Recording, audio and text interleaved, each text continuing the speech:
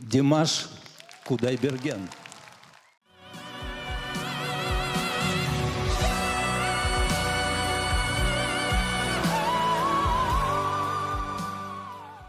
We often get caught up in the spectacle, the whistle notes, the vocal gymnastics, the sheer volume of his talent. But if you look closely at his 2026 timeline, you see a master at work, orchestrating something far deeper than just a viral moment. He isn't just showing off anymore, he is communicating. They used to call him the alien from Kazakhstan because of that impossible 6-octave range. But in 2026, Dimash Kudaibergen isn't just breaking glass with his high notes, he is breaking the entire entertainment industry. While the world was busy counting his octaves, Dimash was rewriting the playbook.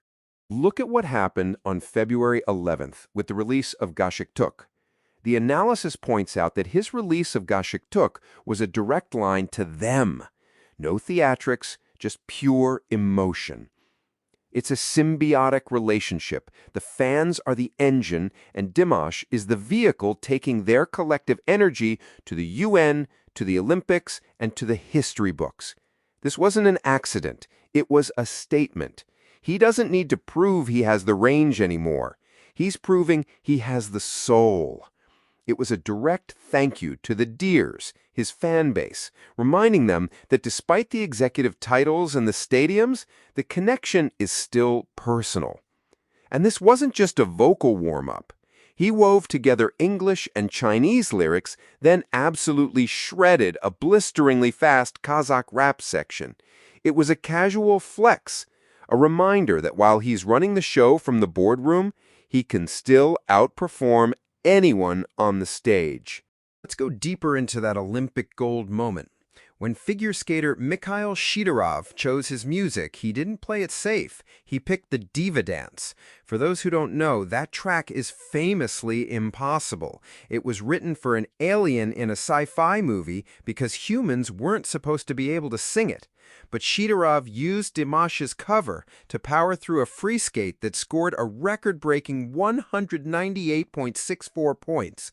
It was a poetic convergence, the world's most difficult vocal performance fueling the world's most difficult physical performance. None of this 2026 dominance happened in a vacuum. The fuse was lit back in October 2025. That's when Dimash conquered Madison Square Garden. For a non-Western artist to sell out the world's most famous arena is a statistical anomaly. It was the moment the industry realized this isn't a niche internet fandom anymore. This is a movement. And now in 2026, we are seeing the explosion that followed that spark. Amidst the high-stakes diplomacy and the producer credits, there is one constant: the Deers. Let's go back to Voice Beyond Horizon for a second. On February 5th, Dimash launched Voice Beyond Horizon. It wasn't just a TV show, it was a cultural takeover. Within days, it racked up over 102 million views in China alone. As the executive producer, Dimash transformed a competition into a high-budget love letter to his homeland, filming across the Caspian Sea and ancient Turkestan to show the world the soul of Kazakhstan. He didn't just stay behind the scenes either. He opened the show with a new version of Fire, blending English, Chinese, and a lightning-fast Kazakh rap. It was a subtle reminder to everyone, the boss is still the best in the game. By bringing contestants from Italy, China, Serbia, and Malaysia into Kazakhstan, performing against backdrops like the Caspian Sea, Dimash is doing what diplomats take decades to achieve. He is exporting the culture of his homeland to an audience of over 100 million. He isn't just a participant in the global music industry anymore. He is becoming a bridge between East and West. And if anyone thinks this is just about pop music, look at the calendar for April 18th in Budapest. Dimash isn't just featuring on a track. He is standing shoulder to shoulder with the old guard, Placido Domingo, and the modern instrumental giant, Hauser. This is the validation of a virtuoso. He is stepping into the lineage of high art, backed by a full symphonic orchestra. The alien has landed, and he's wearing a tuxedo. From selling out Madison Square Garden in late 2025 to handing out cars to Olympic champions in 2026, the message is clear. Dimash Kudaibergen has graduated. He is no longer competing for a spot on the stage. He is the stage. Forget just being a singer. The narrative has officially shifted. We aren't just talking about a man who can sing high anymore.